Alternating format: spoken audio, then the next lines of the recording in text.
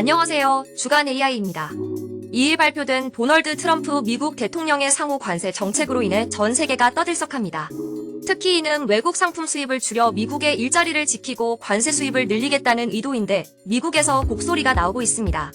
수입에 의존하는 미국으로서는 당장 상품 가격이 높아지면 기업이나 소비자 모두 피해를 볼 수밖에 없기 때문입니다. 미국에서는 자동차와 에너지, 제약은 물론 은행과 소매업까지 줄 피해가 예상되는 가운데 기술도 상당 부분 영향을 받을 것으로 보고 있습니다. 이미 애플은 이번 조치로 주식이 9%가량 하락, 2020년 3월 이후 최악의 하루를 보냈습니다. 아이폰은 대부분 중국에서 생산되기 때문입니다. 다른 기술주도 일제히 큰 폭으로 하락했습니다.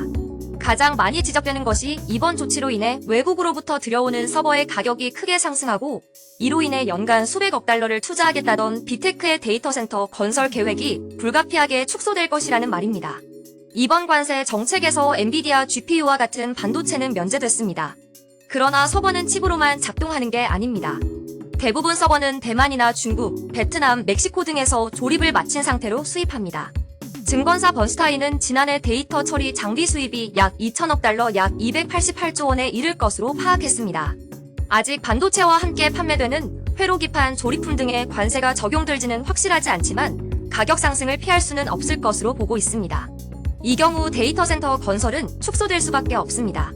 연구 전문 에베레스트 그룹의 아브이섹싱 파트너는 로이터와의 인터뷰를 통해 기술 거대 기업의 자본 지출이 재편될 것이라며 AI 인프라와 소비자 기술 분야의 주요 기업이 확장에서 벗어나 조달을 줄이거나 소싱으로 전환할 것으로 예상된다라고 말했습니다.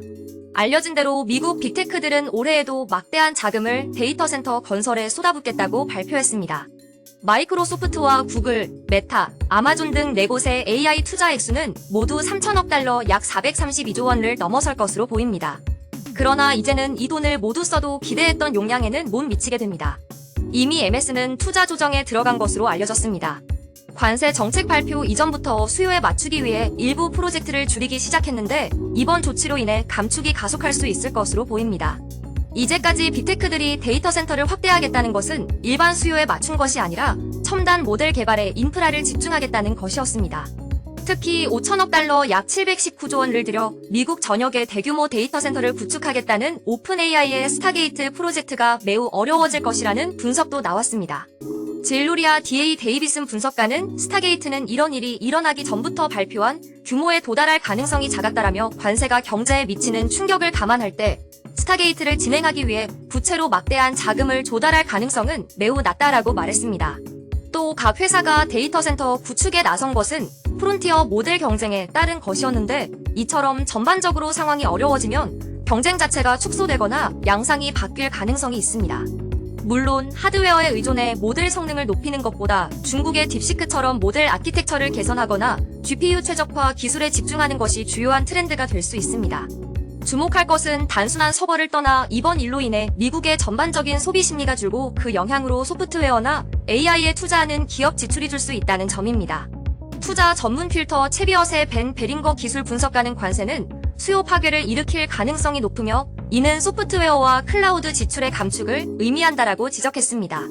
특히 구글은 어려운 경제 환경에서 디지털 광고가 감축되며 이중 타격을 받을 것이라고 덧붙였습니다.